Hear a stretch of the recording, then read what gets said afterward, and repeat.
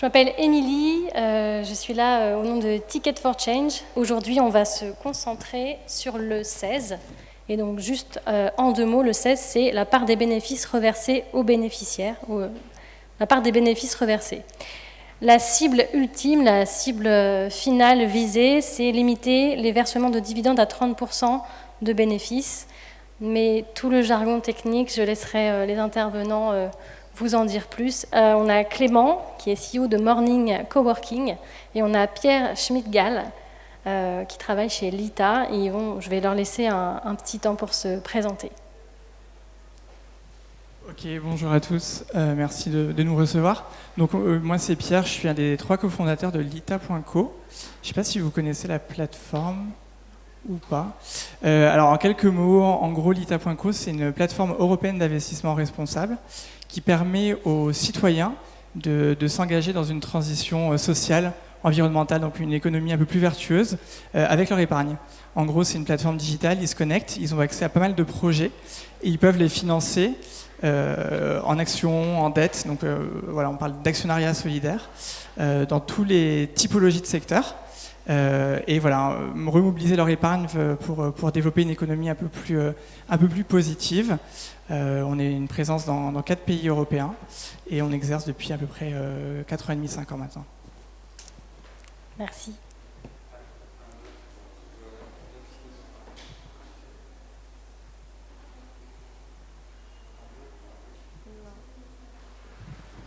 On partage le Covid.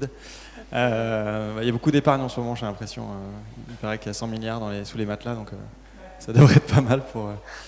donc, bonjour, moi je m'appelle Clément Altiresco, je suis le fondateur de Morning. On a enlevé le coworking, on s'appelle plus que Morning maintenant, Just Morning. Nous, on est un réseau d'espaces de coworking. On a 25 espaces à Paris et Première Couronne. Notre mission, c'est de faire en sorte que les gens passent une bonne journée au travail, au boulot. Ça a l'air facile comme ça, mais c'est un vrai challenge tous les jours.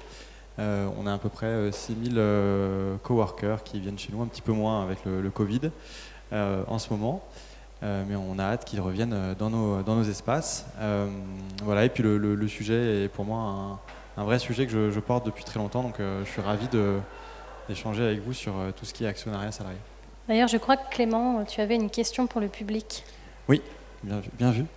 Donc je me demandais dans le public s'il y avait une majorité plus de salariés ou de salariés actionnaires. Est-ce que les gens qui détiennent des parts de leur entreprise peuvent lever la main? Donc c'est déjà plus de la moitié.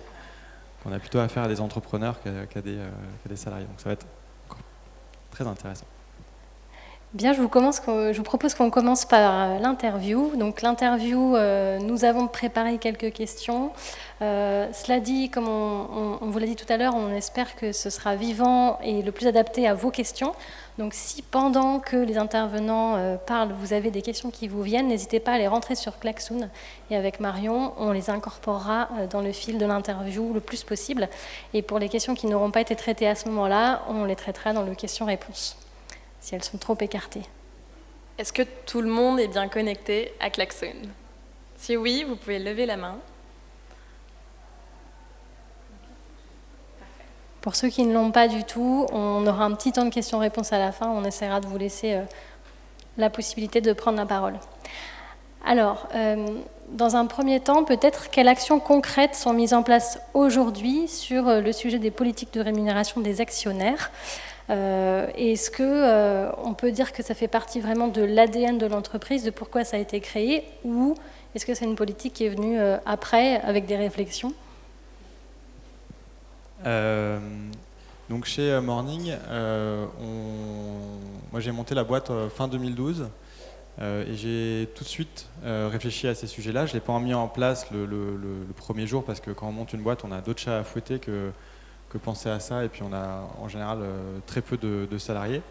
Mais dès 6 mois, 1 an après, j'ai commencé à réfléchir à comment associer systématiquement tous les salariés de l'entreprise qui venaient. À l'époque, on était 3, et donc j'ai démarré un plan de BSPCE. Donc, tout le monde, je pense, est à peu près familier avec ce système. C'est des sortes de stock options qui sont des bons pour actions. Donc c'est le système qui est le plus simple à mettre en place pour une entreprise.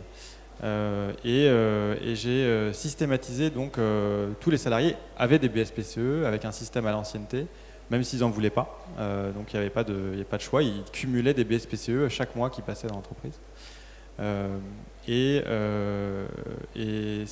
C'était intéressant parce que c'était très démocratique et très transparent. Tous les salariés savaient exactement quel était le plan de BSPCE et comment ils étaient rémunérés entre guillemets en BSPCE.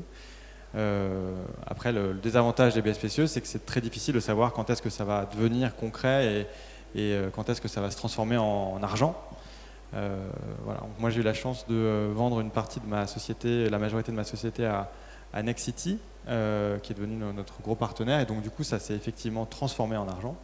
Donc, les gens ont vu arriver sur leur compte en banque quelque chose de génial avec une nouvelle ligne positive avec des milliers d'euros. Et c'était quand même substantiel. Et absolument tout le monde qui était là depuis 12 mois a eu un chèque. Donc moi, c'était vraiment une très grande fierté d'arriver à déboucler ce système. Et du coup, ça c'était il y a 1 an et demi. Du coup, on a mis en place un nouveau système de BSPCE, un petit peu différent, dont je pourrais vous parler si vous voulez. Et on est en train de mettre en place, et ça a été évidemment reporté parce que c'était prévu pour avril, tout ce qui a été prévu pour avril a été reporté. Un système qu'on appelle dans le jargon une ManCo, une sorte de société, un véhicule d'investissement salarié, dans lequel cette fois les salariés sont tous invités.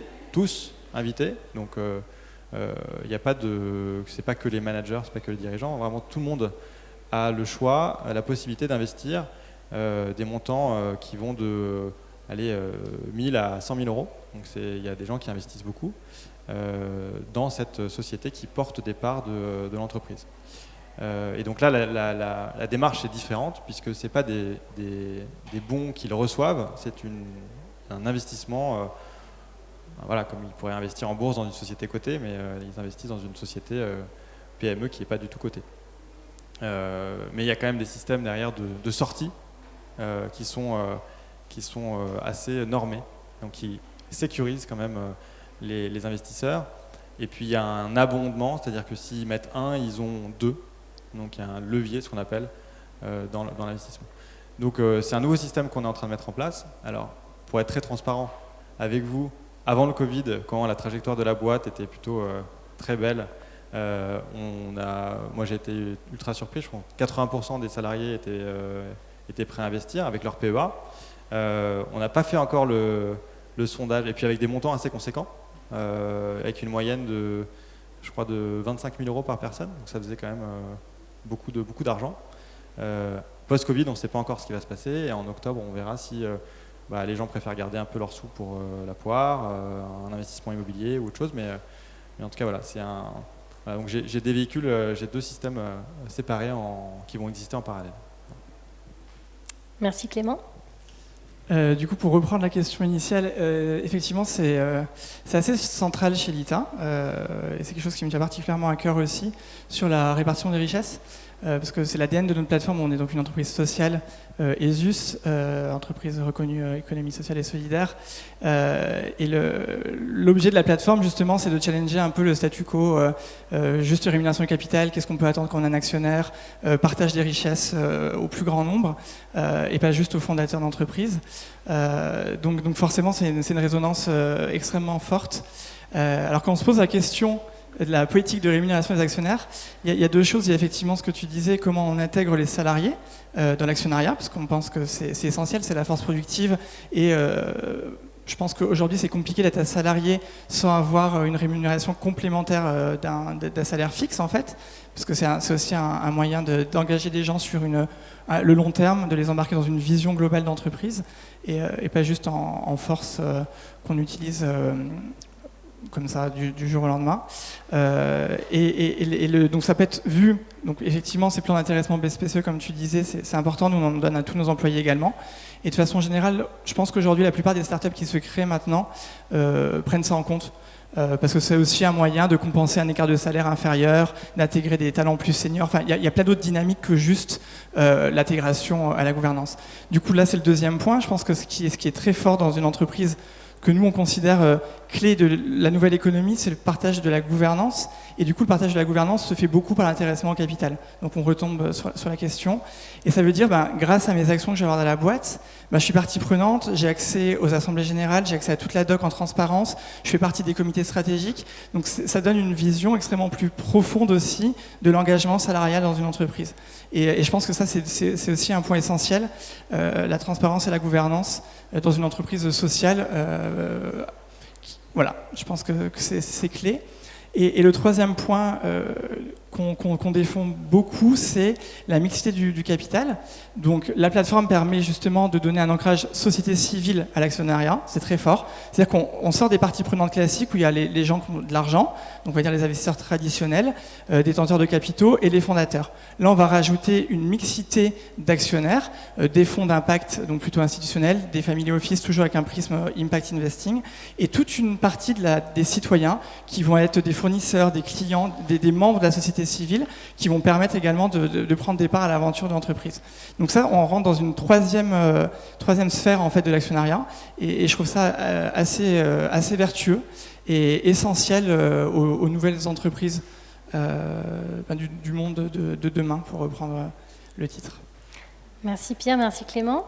Avec Marion, on a une petite question. Finalement, qu'est-ce qui vous a fait tomber dans la marmite de ce sujet ? Qu'est-ce qui fait que pour vous, ça vous intéresse, ça vous captive, ça vous anime, puisque vous travaillez sur ce sujet-là quand même beaucoup d'heures par semaine. En quoi les politiques de rémunération des actionnaires, c'est un sujet qui vous touche personnellement ? Ok, du coup j'enchaîne. Alors moi effectivement, au début, je connaissais rien à l'entrepreneuriat, encore moins à l'entrepreneuriat social. J'avais une formation de finance extrêmement classique, voilà. Et je sais pas pourquoi, à un moment j'ai paniqué et j'ai commencé à chercher un peu, à me renseigner sur le sujet. Et voilà, j'ai trouvé un stage dans un fonds d'investissement impact et après j'ai découvert ce secteur et c'est comme ça que j'ai rejoint l'aventure Lita. Et en fait, depuis, donc ça va faire 5 ans maintenant, et je pense juste que c'est en fait aujourd'hui une aberration de continuer le développement économique qui n'est pas centré sur... je pense que vous l'avez entendu souvent dans ces 2 jours de conférence, mais enfin, c'est une conviction que je partage au plus profond de mon âme, que ça n'a aucun sens de créer une boîte aujourd'hui qui est juste là pour enrichir les 2 dirigeants sur du court terme et une flopée d'actionnaires fonds d'investissement.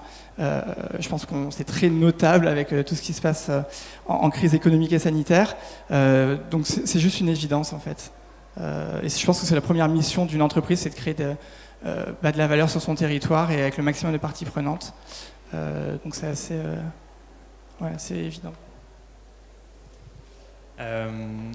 Alors, moi, c'est aussi assez ancré.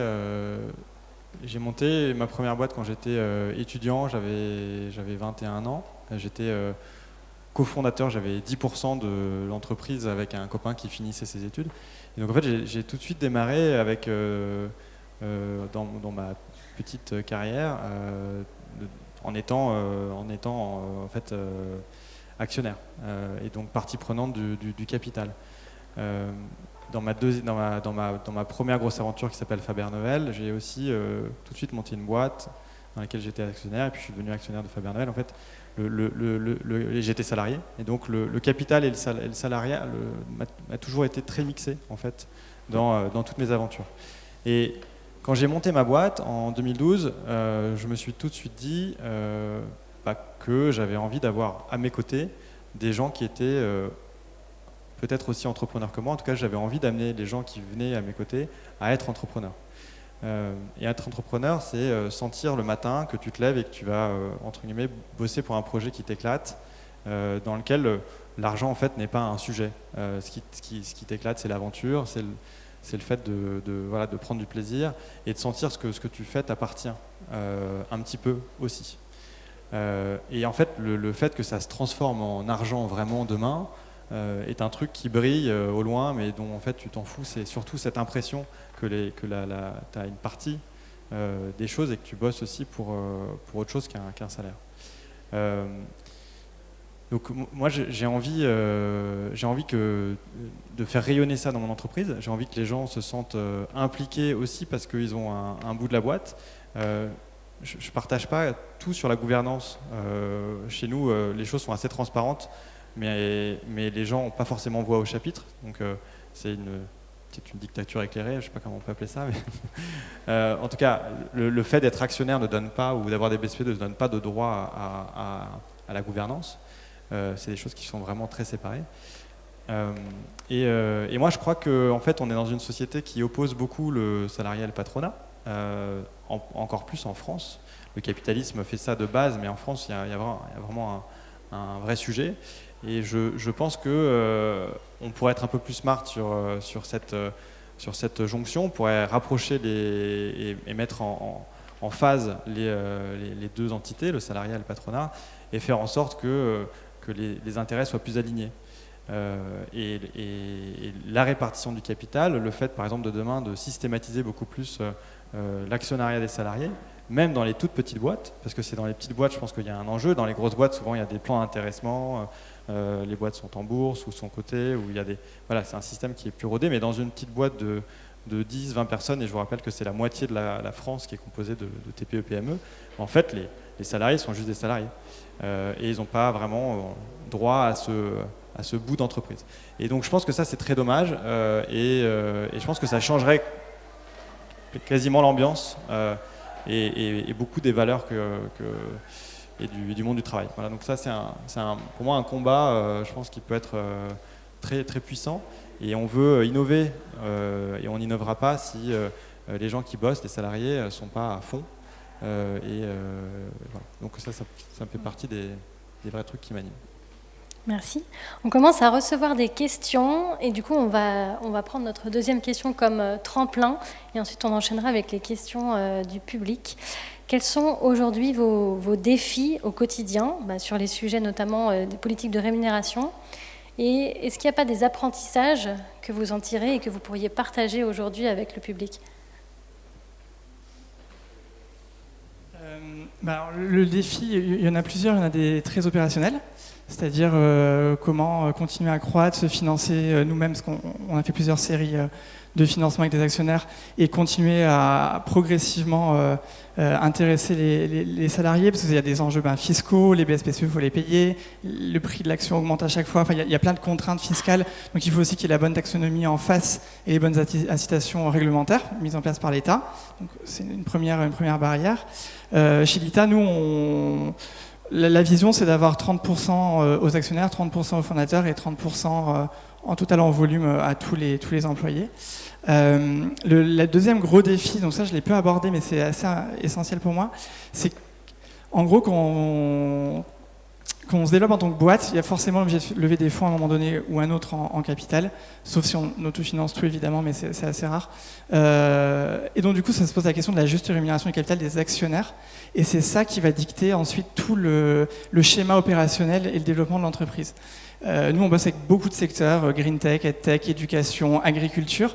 Et ce qu'on voit sur le marché, c'est qu'il y a beaucoup de fonds d'impact qui fleurissent, mais il y a beaucoup de fonds traditionnels qui imposent toujours le même schéma. C'est-à-dire un fonds, j'investis à 4-5 ans, fermé, j'attends entre 10 et 30% de rentabilité par an. C'est très mono-investissement parce que structurellement, il y a un problème dans la composition des fonds d'investissement. Qui fait que forcément, quand on a une boîte textile, par exemple, qui va relocaliser une production lin en France et qui va avoir besoin d'un taux opérationnel de 10-15 ans pour en faire une très belle PME, parce que tout le monde n'est pas une start-up tech à l'américaine, pas rentable, mais qui donne beaucoup de dividendes, enfin beaucoup de plus-value d'action, pardon, à ses fondateurs. Ou alors, chaque secteur a des temps très spécifiques, et c'est surtout en fonction de l'intentionnalité et de la vision du dirigeant. Et c'est ça le gros problème aujourd'hui du marché, c'est que c'est compliqué de trouver la bonne source de financement par rapport à ce qu'on a envie de faire, parce qu'on a envie de créer une boîte, j'ai pas envie de la vendre dans 5 ans pour maximiser ma plus-value, pour satisfaire les actionnaires. J'ai envie d'en faire une PME qui va durer 20 ans, etc., etc. Et donc du coup, le marché commence à structurer pas mal, mais c'est encore un très gros défi, des questions de dire, il y a des fonds d'investissement impact, pour ceux qui connaissent dans la salle, ils vont imposer, par exemple, pas de rentabilité dans les packs d'actionnaires. Pour laisser, on veut une sortie évidemment, avec un horizon de liquidité à 8-10 ans, mais on n'impose pas un moment T où on doit vendre avec un minimum de plus-value. Et ça, je pense que c'est des vraies réflexions de fond qui sont extrêmement favorables au développement de cette nouvelle économie et qui sont clés quand on est entrepreneur aujourd'hui aussi. Et voilà. Tu peux me répéter la question? Je suis complètement oublié.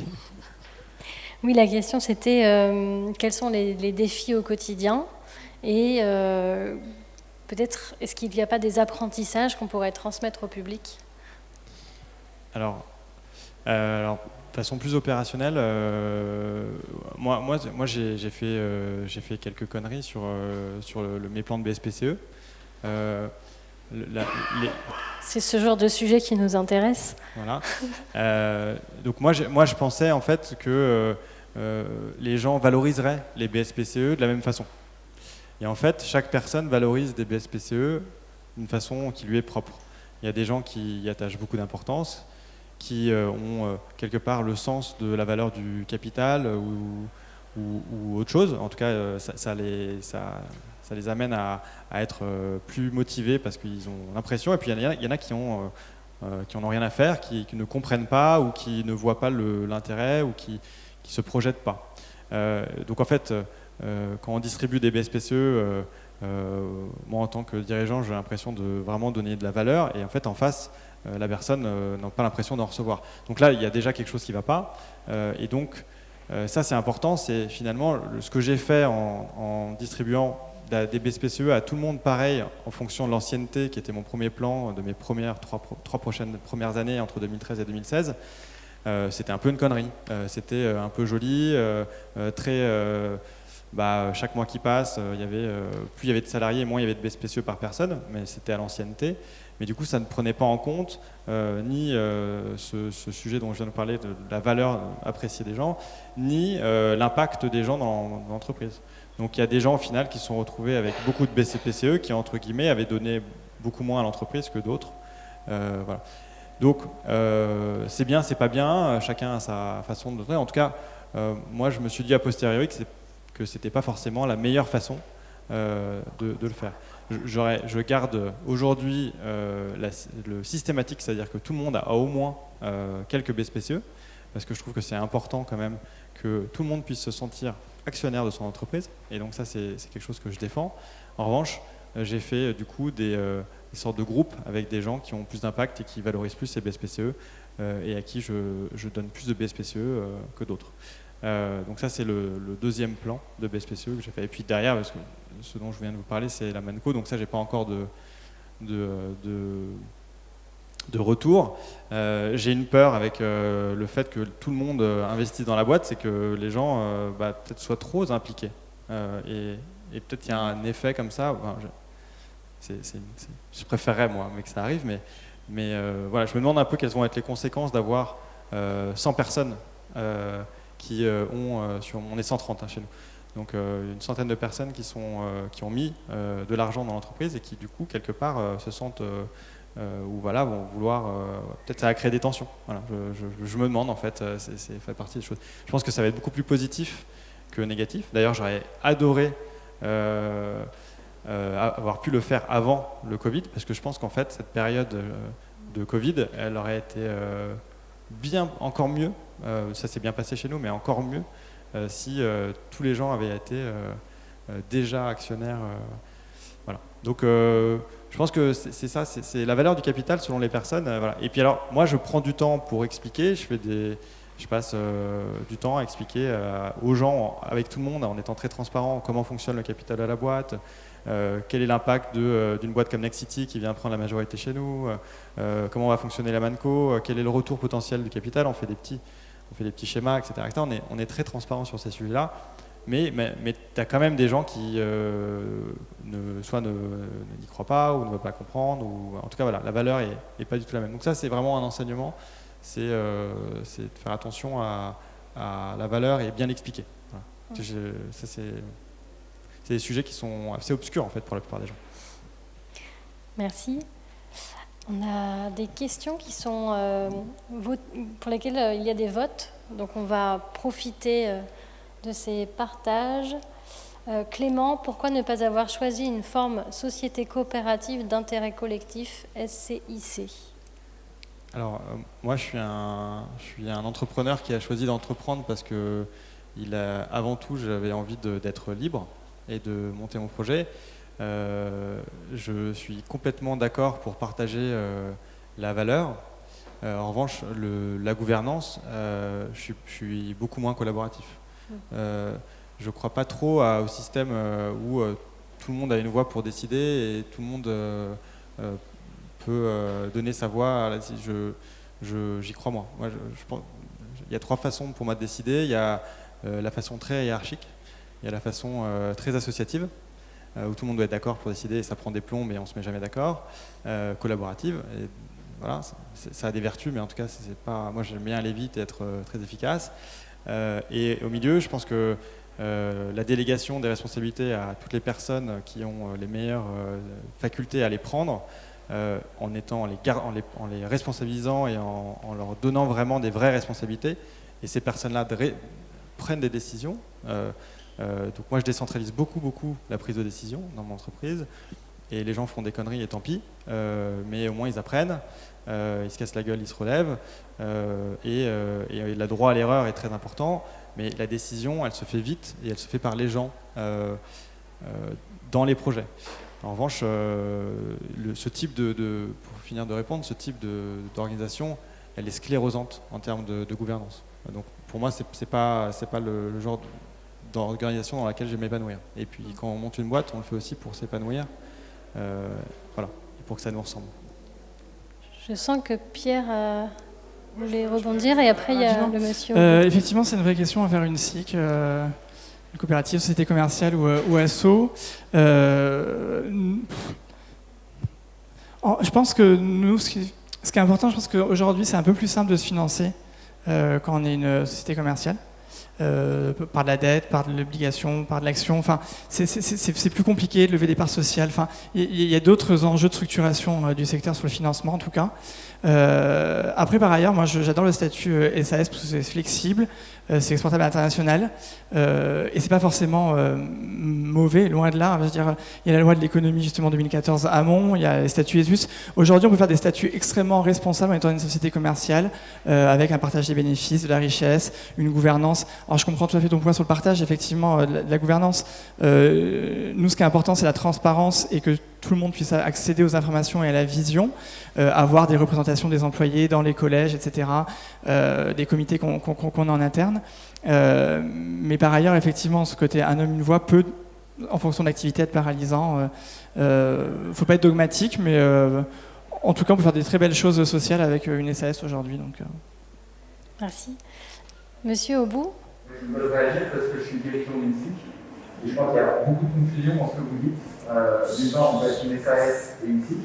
On peut être une SIC, elle peut être SA, elle peut être SAS, elle peut être SARL. Et d'autre part, en tant que directeur d'une SIC, j'ai quand même des défenses pour diriger la structure. Et simplement, c'est la stratégie de la boîte qui est discutée avec toutes les parties prenantes. Et mon témoignage, c'est que ce n'est pas sclérosant, au contraire, c'est très enrichissant. Donc, je pense qu'il y a juste effectivement des confusions. Par contre, il y a un truc qui est réel, c'est que, on parlait dans les ateliers d'avant des niveaux de rémunération, effectivement, on ne se rémunère pas de manière aussi importante que sur d'autres structures. Après, c'est fini à des modèles économiques, mais voilà, je pense qu'il faut juste remettre un peu l'église au milieu du village. C'est pas forcément sclérosant, c'est un priori qu'il faut s'en faire. C'est très vrai, hein. Très très vrai. Donc en synthèse, vous dites qu'on est que... Et pas un modèle qui est... on ne peut rien faire. On a la liberté d'entreprendre, on a la possibilité de développer son business. Effectivement, il y a des outils, la deuxième remarque sur effectivement, comment est-ce qu'on fait des levées de capital, des choses comme ça, c'est des mécanismes qui ne sont pas les mêmes, qui ont une complexité pas tant dans le mécanisme, mais dans le taux d'acculturation des investisseurs sur le monde opératif. C'est plus à ce niveau-là, je pense, que vraiment lié à l'outil en lui-même. Mais voilà, c'est juste rééquilibrer sur la cible, c'est pas forcément un mauvais outil, c'est pas forcément le meilleur, c'est pas forcément le bon. Chacun est effectivement libre de choisir ce qui est plus adapté à sa façon de manager, mais juste le fait pour moi, c'est pas un statut sclérosant bien. Mais moi, j'ai monté une association à côté. Et en fait, chaque projet peut avoir aussi son type de structure, il y a pas de, c'est pas négatif hein, ce que je disais, c'est que moi je disais pour moi et pour ce projet-là, c'était pas du tout ce que j'avais envie de. Voilà. Typiquement la stratégie, c'est quelque chose pour moi que je veux pas avoir, je veux pas être bloqué si tout d'un coup il faut changer la stratégie, parce que voilà. Et après ça reste collaboratif et très transparent dans ma boîte, mais de temps en temps il faut faire des choix un petit peu durs et devoir typiquement avoir tout le monde qui soit forcément à l'unanimité d'accord là-dessus. Je ne sais pas exactement comment fonctionne la gouvernance, et puis ça doit être différent, ça va être très différent en plus selon les équipes, mais voilà. Ouais, comme je ne connais pas exactement le modèle, voilà, mais c'est vrai que moi j'avais cette conversation avec quelqu'un de WeShare qui me disait, en gros, si quelqu'un n'est pas d'accord, on ne peut pas avancer. Voilà. Ce que je trouve génial hein, dans l'idée, parce qu'ils prennent des décisions du coup qui sont assumées par tout le monde et ça avance, voilà, et puis ça marche, ça fait quand même quasi 8 ans qu'ils existent maintenant, 10 ans, et ça fonctionne et il y a une vraie force dans le mouvement. Mais voilà, ça complexifie et pour avoir bossé un petit peu avec eux, ça prend un peu de temps, quoi. Voilà. C'est très intéressant comme débat et ça rejoint la masterclass sur la gouvernance que nous avons eue un peu plus tôt aujourd'hui. Donc si vous voulez aussi la revisionner parce qu'elle a été captée, je vous invite fortement à le faire. On a 2 questions aussi très intéressantes que je vais mêler. L'une, c'est... question en fait, qu'on aurait pu poser dès le début, c'est pensez-vous que tous les salariés souhaitent devenir actionnaires? Et donc si vous n'avez pas eu si vous avez eu le cas contraire, comment peut-être vous avez réagi? Et la deuxième question que vous avez posée, c'est avez-vous décrit des rôles, des droits et des devoirs peut-être en fonction des différents rôles, à savoir fondateur, actionnaire, salarié? Alors, sur la première question, c'est un peu ce que je disais. Moi, je pense que chaque personne valorise différemment le capital et donc les gens préfèrent avoir plus de salaire que. Enfin voilà, c'est vraiment chaque personne. Il y a tout et c'est bien. Et il y a des gens qui préfèrent de l'argent tout de suite et ils en ont besoin plutôt que de l'argent plus tard, etc., etc. Donc non, voilà. Après moi, ce que j'aime, c'est d'essayer de tirer les gens qui ne comprennent pas forcément la valeur du capital vers ce sujet et de leur expliquer pourquoi c'est intéressant, pourquoi c'est potentiellement important de détenir un peu de capital de son entreprise, parce que je trouve que ça fait partie, c'est partie d'un de mes rôles et j'ai envie de pousser ça. Donc même quelqu'un qui ne voit pas la valeur, je vais essayer de lui expliquer. Voilà. J'y arrive pas. Et après, la deuxième question, j'ai vraiment pas compris. Donc je vais laisser mon copain répondre. Je suis très aligné sur l'actionnariat. Je pense que ça dépend vraiment de l'intentionnalité de chaque personne. Quand on rejoint une aventure, c'est sûr. Je pense que à partir du moment, enfin nous les plans de BSPCE, effectivement, il y a une durée de détention et un minimum d'ancienneté aussi pour les exercer. Donc ça dépend de quelle mesure on veut s'engager dans la boîte. Après, une force. Ce que j'aime bien voir chez les boîtes, c'est et celles qui performent bien aussi, c'est souvent celles qui laissent pas mal d'autonomie de prise de décision. Donc je pense que ça, c'est assez fort. Et d'intrapreneuriat. Et donc forcément, oui, il y a une différence de rôle de fait en fonction d'une personne qui va vouloir développer un nouveau secteur, un nouveau marché, une nouvelle région, une nouvelle verticale d'une business unit, par exemple chez nous, ou quelqu'un qui rentre juste pour une tâche très précise en fait, et qui ne voudra pas forcément s'engager davantage, parce que ça veut dire aussi un temps humain, enfin ça a aussi des impacts sur la vie perso, donc c'est très flexible. J'ai pas de... Il y avait la deuxième partie de la question sur les rôles. Est-ce qu'il y a une répartition des rôles assez précise ou est-ce que c'est fluide ? Si la question ne fait pas écho, on peut prendre... je crois qu'il y avait une personne qui voulait poser une question. Donc, quelqu'un qui a posé la question peut la préciser peut-être. Allez-y. Oui, pardon. On voit bien que devenir salarié devenant actionnaire, on voit bien les droits que ça va accorder. Notamment un partage de bénéfices, etc. La question est donc, est-ce que vous avez prévu des devoirs également? Parce que lorsqu'on est fondateur, on a ses motivations qui emmènent son engagement. Lorsqu'on est salarié devenant actionnaire, dans les plans que vous avez proposés, je pense qu'on est généralement content de prendre. Mais est-ce que vous avez décrit formellement finalement ce qui était attendu de l'autre côté, mais plutôt du côté des devoirs? Donc, je vais juste reformuler pour que ce soit au micro. Quand on est salarié et qu'on passe actionnaire, finalement, y a-t-il aussi des devoirs? C'est bien ça, monsieur? Décrit de devoirs. Alors, chez moi, non. Parce que, effectivement, tout le monde a des BSPCE. Donc, j'ai pas... ça reste, ce que je prône, qui est de se lever avec l'envie d'aller bosser. C'est dans la continuité de la culture de la boîte, en fait. Donc, il n'y a pas tout d'un coup, tu as des BSPCE, tu te dois de travailler plus ou d'être encore plus. Voilà. Il y a pas de. Enfin, pour moi, c'est naturel, en fait, ça va dans la culture générale. Voilà. Après, j'attends des gens qui sont plus incentivés, peut-être un poil plus de responsabilité et d'envie. Et c'est aussi pour ça qu'ils ont plus de BSPCE que des autres. Mais ça reste non écrit. Voilà. Oui, j'aurais tendance à dire forcément, il y a des engagements en face. Alors ça dépend aussi du moment. Généralement, on renégocie des BSPCE à chaque levée de fonds. Et donc, c'est plus les mêmes logiques. La toute première, c'est pour intégrer les employés clés qui vont rester sur le long terme. La deuxième, il y a déjà une différence entre les employés qui vont rester 2-3 ans et ceux qui vont rester sur le développement futur. Et donc, oui, c'est pas les mêmes proportions de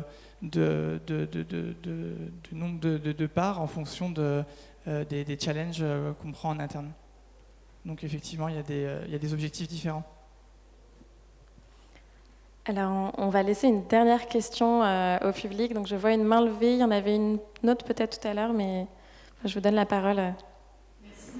Dans la prolongation des questions de monsieur et des dernières questions, les personnes qui ne sont pas motivées ou peu motivées pour l'autocapital, ce qui semble être le cas de ce que vous avez décrit, on peut les comprendre. Hein. Effectivement, chacun a ses objectifs, sa situation de vie, etc. Comment, si celle-là, elle reçoit moins de BSPCE, par exemple, parce qu'elle en reçoit moins, comment vous compensez et est-ce que vous pouvez, sans rentrer complètement dans le sujet, mais évoquer un peu la grille des salaires? Qu'est-ce qui est mis en place? Parce que tout ça, ça fait partie de la politique salariale, finalement. Comment ça s'équilibre par rapport aux motivations, plus d'argent, plus de temps, plus d'action Effectivement, ça va prendre en compte dans un package global. J'allais juste reformuler rapidement, c'est comment compenser pour des salariés dont les revenus donc, en capital sont moindres par rapport à d'autres salariés. C'est ça. Oui, effectivement, bon, déjà, il y a un package de base où tous les salariés sont éligibles à une fraction de BSPCE. Après, il faut juste qu'il reste un certain temps, parce qu'effectivement, il y a quand même un enjeu de ne pas attribuer à des gens qui vont partir au bout de 6 mois à 1 an, vu qu'on parle quand même de capital d'une entreprise. Et après, pour ceux qui ont une fraction supplémentaire, nous, il y a des rémunérations extrêmement transparentes. Ça fait écho à ce que disait le CEO d'Alan tout à l'heure, mais c'est la même chose, les grilles sont disponibles à tous les salariés. Je pense que c'est assez sain d'avoir une communication extrêmement transparente, surtout en France où c'est qu'il y a quand même un tabou sur les salaires et c'est souvent des négociations individuelles.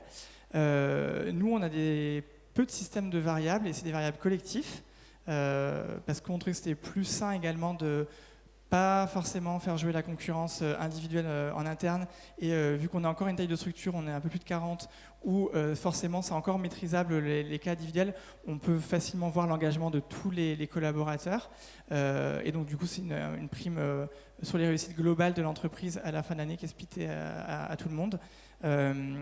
Voilà, donc c'est vraiment pris dans un package global. Alors, je crois que j'ai un peu compris la question pour la reprendre. Moi, j'envisage pas du tout les BSPCE comme une rémunération. Voilà. Pour moi, c'est un supplément d'âme du travail. Parce qu'on a un supplément d'âme du travail. Enfin, comment vous expliquer? Pour moi, le salaire, il vient compenser le travail, le temps passé, l'énergie qu'on met. Le fait de participer, d'avoir des BSPCE gratuits, de temps en temps, ça va avoir un effet très impliquant, de temps en temps, ça ne va pas avoir un effet impliquant du tout sur les personnes.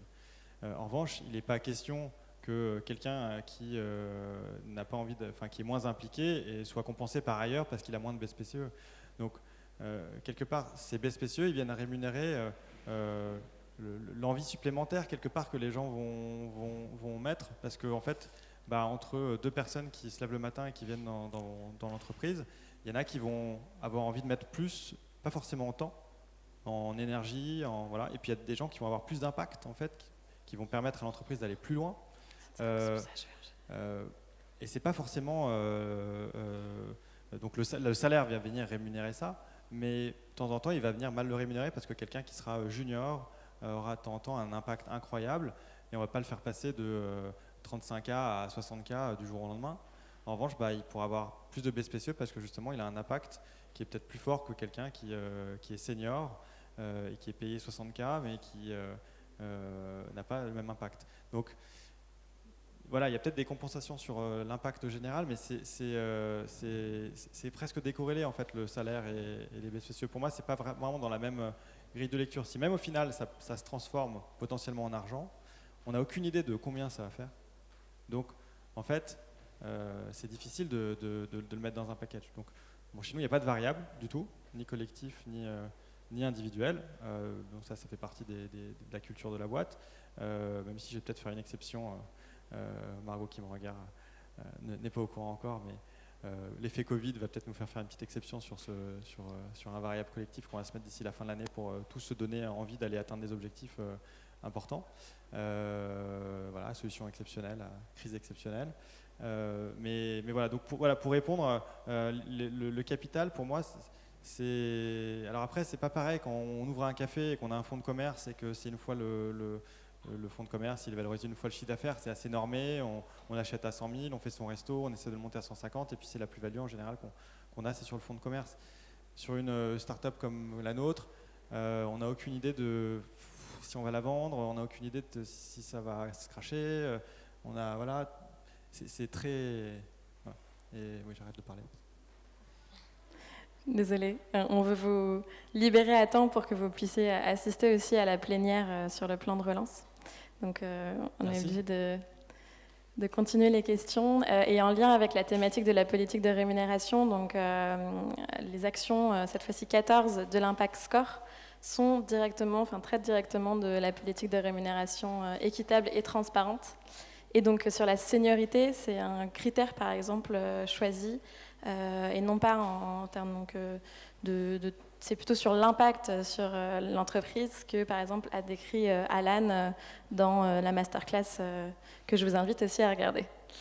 On va se donner un temps un peu de réflexion individuelle et je vais quand même donner la parole donc au public, j'ai vu une main levée, mais en lien avec une question qu'on souhaitait vous poser, qui est qu'est-ce que vous avez appris ou désappris durant cette masterclass? Qu'est-ce qui vous a inspiré ou non? Et donc, j'ai vu une main levée. Est-ce que, en lien avec cette question, vous pouvez peut-être rebondir En fait, je voulais juste vous donner un exemple autre par rapport à la thématique qui était là. Nous, ce qu'on a fait chez nous, c'était pour répondre à la question du package salarial. Nous, le choix qu'on a fait, c'est de dire je me verse du salaire, fixe ou variable éventuellement, et par contre, je donne la possibilité aux salariés de monter au capital. Donc c'est eux-mêmes qui font le choix d'acheter des actions à des prix préférentiels. Du coup, je n'ai pas géré un package avec du salaire et des actions. Je le gère tous en disant, vous montez au capital si vous voulez. Et en général, ceux qui montent au capital, ceux qui s'inscrivent dans l'entreprise dans la durée. Donc on joue aussi sur l'aspect quelque part un peu de motivation, parce qu'ils ont l'impression de participer au développement de l'entreprise et d'avoir potentiellement un gain en cas de revente ou en cas de... Et c'est ouvert à tout. Alors, pour l'instant, c'est ouvert à une partie de la population, mais effectivement, je rejoins l'idée de dire que c'est pas quelqu'un qui rentre immédiatement, il y a une forme de sas un peu d'entrée. C'est nouveau, qu'on met ça en place, ça va probablement évoluer, voilà. C'est un autre exemple, je ne dis pas qu'il est bon, pour l'instant, on se cherche un peu là-dessus. Merci pour ce témoignage. J'ai vu aussi dans les questions, quelqu'un parlait d'Ecosia. Et donc du coup, vu le timing est serré, je vais enchaîner sur la prochaine question, qui est sur ce que vous mettez déjà en place ou ce que vous souhaitez mettre en place dans votre organisation, dans votre entreprise. Est-ce que quelqu'un d'autre veut partager un modèle alternatif ou des réflexions sur le sujet ? que j'ai un collaborateur, j'ai créé une start-up et je viens d'embaucher, depuis un an, j'ai un premier collaborateur. Et il m'a exprimé son envie de monter au capital. Évidemment, il n'a pas une rémunération extraordinaire avec un investisseur qui est super durable. Et la question que je me pose, c'est sous quelle forme je pensais à ça, mais je pensais au SPCE. Ce que je vois, c'est qu'il y a toutes les formes possibles à peaufiner, qu'il faut s'inspirer des exemples des démarches, etc. Et ce qui m'intéresse, c'est de voir quel est le meilleur outil pour l'entreprise, parce qu'une fois qu'on l'a fait une première fois, les autres qui vont arriver, on va faire des cas à chaque fois. Et en même temps, qu'est-ce qui est le plus motivant, en sécurisant, en dosage. Et je suis vraiment très demandeuse d'inspiration, d'exemples et d'erreurs à éviter pour qu'à la fois lui, il trouve tout compte, parce que j'espère qu'il va arrêter, et que moi, je rentre dans une logique qui va être duplicable et qui va être efficace pour les futurs collaborateurs. Donc c'est complexe, et en même temps, c'est hyper ouvert. D'autres remarques? Ouais, moi, la question que je me pose aujourd'hui par rapport au temps, effectivement, il y a des années, on a essayé de faire ce partage de la valeur par rapport au dividende, par exemple, l'intéressement classique, on va dire. On a limité les dividendes pour nos actionnaires, et une partie du dividende au début, on a 5 ans, avec la partie du dividende au début, était là aussi pour faire de la. On n'a pas besoin d'investissement comme une start-up normale, je fais du conseil, moi. Du coup, cet argent qu'on a en plus, aujourd'hui, il a servi à se mettre une enveloppe de côté pour des cas de crise. Il y en a une il n'y a pas longtemps, ça nous a bien servi à passer un peu la vague. La question qu'on se pose aujourd'hui, c'est ce surplus qu'on a, qui ne va pas dans les projets d'actionnaires, qui ne va pas chez les salariés, qu'est-ce qu'on en fait? Et souvent, ce qui se passe là-dedans, c'est qu'on le réinvestit quelque part. Et là, on l'a réinvesti pour en attendre encore du bénéfice.